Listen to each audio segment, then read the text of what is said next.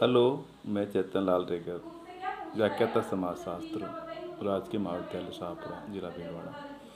मैं आज आपको बीए पार्ट सेकंड के सेकंड प्रश्न पत्र के अंतर्गत दहेज दहेज क्या है इसके संदर्भ में चर्चा करेंगे। हम सब जानते हैं हिंदू विवाह से संबंधित विभिन्न समस्याएं जो हैं उनमें से दहेज की समस्या एक भीषण समस्या है। शिक्षा के प्रसार एवं जीवन स्तर में सुधार के साथ साथ दहेज की जो समस्या है घटने के बजाय बढ़ी है। इसका कारण क्या है?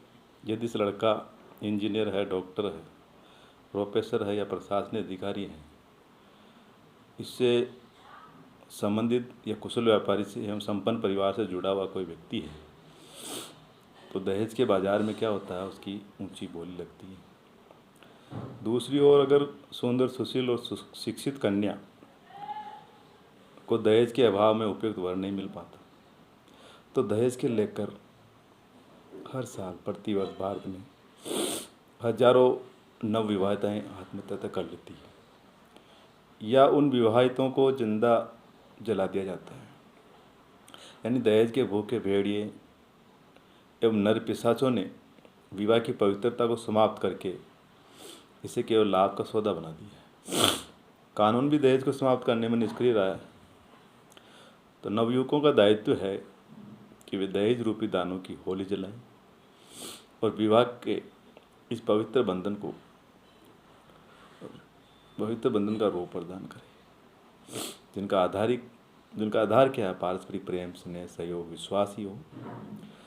तो इस संदर्भ में हम दहेज की समस्या के संबंध में विभिन्न समाजशास्त्रियों ने अपने विचार बताए कि दहेज प्रथा जो है, डाउरी सिस्टम जो है, उसका वास्तविक रूप क्या है या इसका विकृत स्वरूप क्या है, यानी कि दहेज किसे कहेंगे।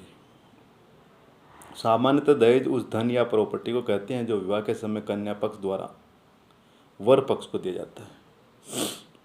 फेयर चाइल्ड ने भी इसकी परिभाषा दी और कहा है कि दहेज वह धन व प्रॉपर्टी है जो विवाह के अवसर पर लड़की के माता पिता या उसके निकट संबंधी द्वारा दी जाती है। तो विवाह के संदर्भ में दहेज निरोधक अधिनियम 1961 ने भी दहेज का अर्थ बताया कि कोई ऐसी प्रॉपर्टी या संपत्ति या मूल्यवान निधि है जिसे विवाह करने वाले दोनों पक्षों में से एक पक्ष ने दूसरे पक्ष को अथवा विवाह में भाग लेने वाले दोनों पक्षों में से किसी एक पक्ष के माता पिता या किसी अन्य व्यक्ति ने किसी दूसरे पक्ष या उसके किसी व्यक्ति को विवाह के समय, विवाह के पहले या विवाह के बाद भी विवाह की एक आवश्यक शर्त के रूप में ही दी हो या देना स्वीकार किया हो। तो ये दहेज की परिभाषा एक अत्यंत विस्तृत है, जिसमें वर मूल्य और कन्या मूल्य दोनों ही आ जाते हैं। साथ ही इनमें उपहार एवं दहेज में अंतर किया गया है। दहेज विवाह की एक आवश्यक शर्त के रूप में दिया जाता है, जबकि उपहार देने वाला अपनी स्वेच्छा से इसमें देता है। तो ये विवाह के संदर्भ में अलग अलग समाजशास्त्री अलग अलग दृष्टिकोण के आधार पर इसको परिभाषित करने का प्रयास किया है। उच्च शिक्षा प्राप्त, यहाँ तक कि धनी, उच्च व्यवसाय वाले, नौकरी में लगे हुए उच्च कल के वर्ग को प्राप्त करने के लिए आज कन्या के पिता को अच्छा खासा दहेज देना होता है। शिक्षा एवं सामाजिक चेतना की वृद्धि के साथ साथ दहेज घटने के बजाय बढ़ी है। वर्तमान में तो दहेज प्रथा का स्वरूप बहुत ही विकृत हो चुका है। अब तो विवाह संबंध तय करते समय काफ़ी सौदेबाजी भी होती है।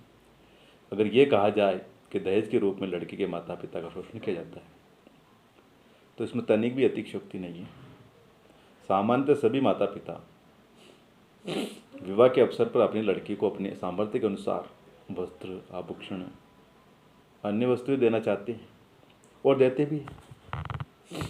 परंतु दहेज प्रथा का जो स्वरूप आज इतना विकृत हो चुका है कि लड़कियों के परिवारजनों को दहेज जुटाने के लिए या तो कर्ज लेना पड़ता है या अपनी ज़मीन जायदाद तक बेचनी पड़ती है या रिश्तेदारों को आगे हाथ फैलाना पड़ता है, अथवा उन्हें अपनी लड़कियों का विवाह अयोग्य लड़कों के साथ करने को भी बाध्य होना पड़ता है। आज तो जिस लड़की के माता पिता दहेज हेतु लाख, 2 लाख, 5 लाख रुपए खर्च करने पाने की स्थिति में हो, उन्हें ही सामान्यतः योग्य लड़के मिल पाते हैं। और जिन परिवारों की आर्थिक स्थिति बहुत अच्छी नहीं होती है, उनके लिए लड़कियों का विवाह एक गंभीर समस्या बन गई है। तो दहेज के कारण बहुत सी लड़कियां एवं बहुओं को आत्महत्या तक करने को बाध्य होना पड़ता है। बहुत सी बहुओं को तो जिंदा जला दिया जाता है, मार दिया जाता है। तो इस वेदना को लड़की के माता पिता ही समझते हैं, बाकी नहीं। भारत में प्रतिदिन दहेज के कारण 19 महिलाओं की मृत्यु होती है।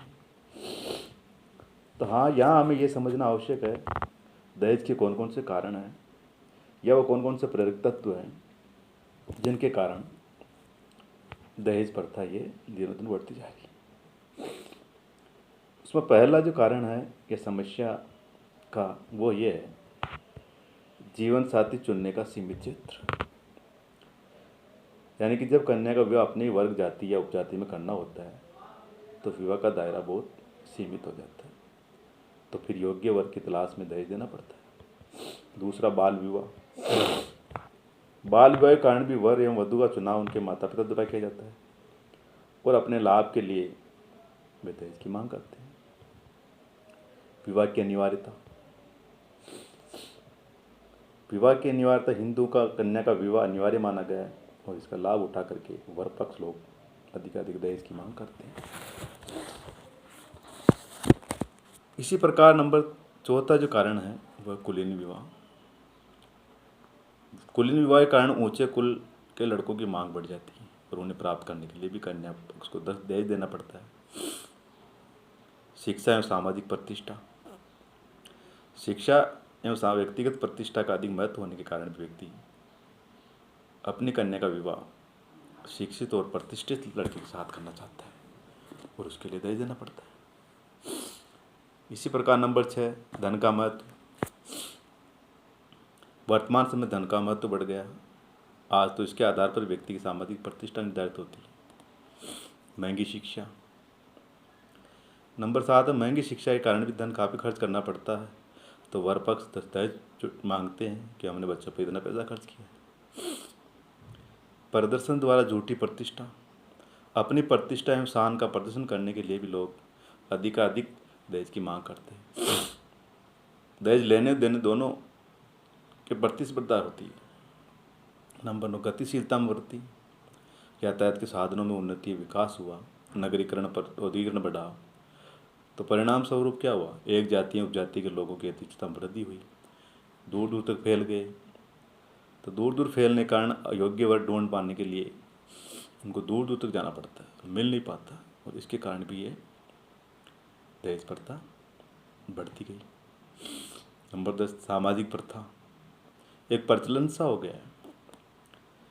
दहेज देने की इनकम कितना दहेज दिया, इसके आधार उसकी प्रतिष्ठा हो गई, प्रथा हो गई।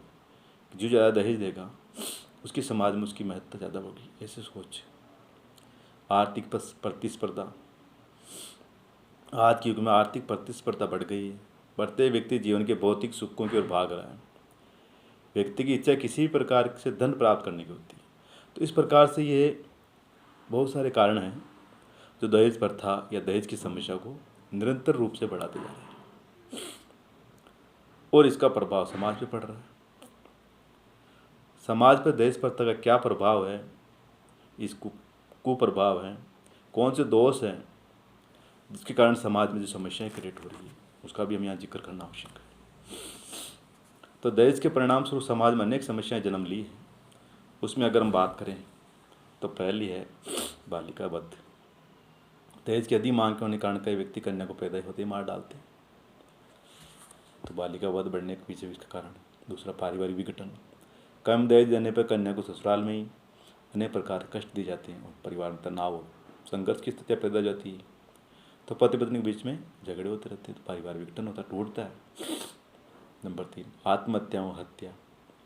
जिन लड़कियों को दहेज अधिक नहीं दिया जाता है उन्हें ससुराल में साधारणतः सम्मान नहीं मिल पाता और कई इतनी बार इतना परेशान किया जाता है कि उनके साथ दुर्व्यवहार भी किया जाता है। तो यहाँ तक कि परेशान होकर के वो आत्महत्या की ओर अग्रसर होती है। ऋणग्रस्तता की स्थिति, दहेज जुटाने के लिए कन्या के पिता को लोन तक लेना पड़ता है तो कर्ज में डूबता है वो। तो ऋणग्रस्तता की समस्या, निम्न जीवन स्तर, परिवार की इनकम से अधिक खर्च करने के कारण उनका स्तर भी गिरता है। बहुपत्नी विवाह, दहेज प्राप्त करने के लिए लिखते व्यक्ति वे विवाह करते हैं जिससे बहुपतित्व पत्नीत्व का प्रचलन बढ़ गया।